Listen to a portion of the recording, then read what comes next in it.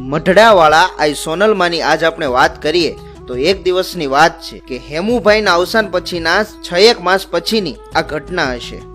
શ્રી મૂળુભા મૂળિયાને ત્યાંથી સમાચાર આવ્યા હતા કે પૂજ્ય આઈ શ્રી સોનલમાની આજે પધરામણી થઈ છે અને આઈમાં હેમુભાઈના પરિવારને યાદ કરે છે અને તેમને પધારવા કહેડાવ્યું છે।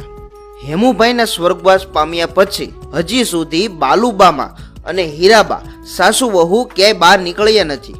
તે બા આપણે જવાય કે નહીં? બેટા, સોનબાઈ તો જોગમાયાનો અવતાર છે। જોગમાયાના દર્શને જવામાં કોઈ આડી ન હોય। બપોર પછી જઈ આવે, છોકરાઓને લઈ લઈશું પેલા। ઓલ્યા 3ને તો બપોરની નિશાળ છે, રાજુને 1ને લઈ જશું। બપોરે 3:01ના સમયે ઘોડાગાડી મંગાવી। એ વિધવા સાસુ વહુ 5 વર્ષના બાળક રાજુને સાથે લઈ મિલપરાના માર્ગે રવાના થયા। ઓરડામાં ઠીક ઠીક ભીડ હતી, મોટે ભાગે સ્ત્રીઓ જ હતી। બાલુબા અને હીરાબાએ આઈ માને વંદન કરી સમૂહ સાથે બેઠક લીધી। ઘરના મોભીની વિદાયથી ઓજપાઈ ગયેલ આ સાસુ વહુની આઈ સોનબાઈ સાથે દ્રષ્ટિ મળતા બંનેની આંખમાંથી દળદળ આંસુ વહી નીકળ્યા। અને કેમ ન નીકળે? આ તો માનો દિવ્ય દરબાર। માની એક દ્રષ્ટિએ એમના હૈયાના કમાડ ખોલી નાખ્યા।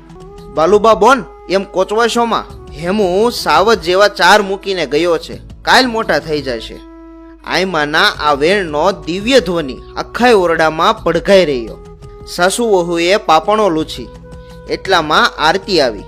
એક દંપતીએ માની આરતી જળહળ જ્યોત વડે કરી। આઈમાના મુખારવિંદના તેજ સાથે આ જ્યોતનો પ્રકાશ ભળ્યો અને સમગ્ર ઓરડો તેજનો પુંજ બની ગયો। આરતી પૂરી થઈ। આઈમાએ હરિબાના ખોળામાં બેઠેલા 5 વર્ષના દીકરાને પોતાની પાસે બોલાવ્યો। બાળકે ખોળામાંથી ઊભા થઈ એકવાર હરિબા સામે મીટ માંડી અને આઈમા તરફ દોડી ગયો। બાળક નજીક આવતા જોગમાયા સોનબાઈએ બાળકને 2 હાથથી તેડીને પોતાના ખોળામાં બેસાડ્યો। ત્યારે જ એક ભાવકે આઈમા સામે પેંડાનો થાળ ધર્યો। આઈમાએ એમાંથી એક પેંડો લઈ ચાખ્યો અને એ જ પેંડો પોતાના ખોળામાં બેઠેલા બાળકને પોતાના હાથથી જ ખવડાવ્યો। બાકી બચેલો પેંડો બાળકના હાથમાં આપ્યો। બાળકે પેંડો હાથમાં આવતા એની મા તરફ દોટ મૂકી।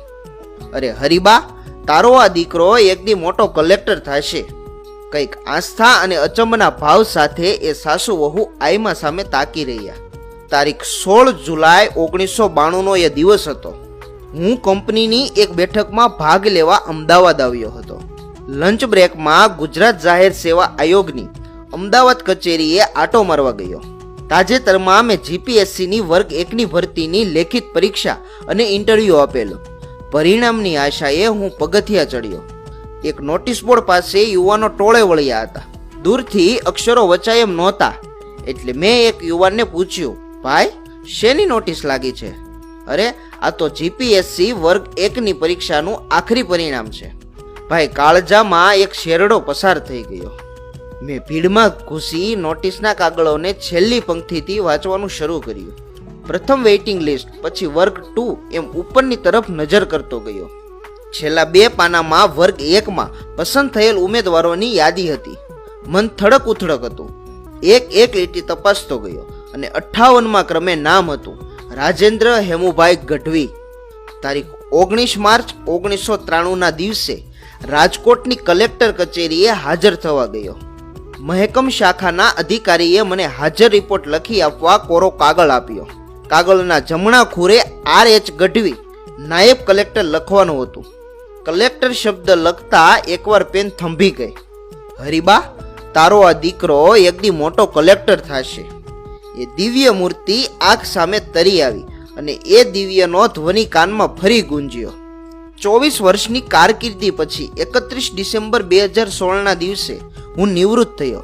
ત્યારે મારો હોદ્દો હતો નિવાસી અધિક કલેક્ટર અને અધિક જિલ્લા મેજિસ્ટ્રેટ બોટાદ। આ હતો માં સોનલમાનો પ્રતાપ। આઈમાના પરચાની તો જેટલી વાતો કરીએ તેટલી ઓછી છે। કોમેન્ટમાં એકવાર જય સોનબાઈમાં જરૂરથી લખજો। તેમજ વિડીયો પસંદ આવ્યો હોય તો વિડીયોને લાઈક અને વધુમાં વધુ શેર કરો।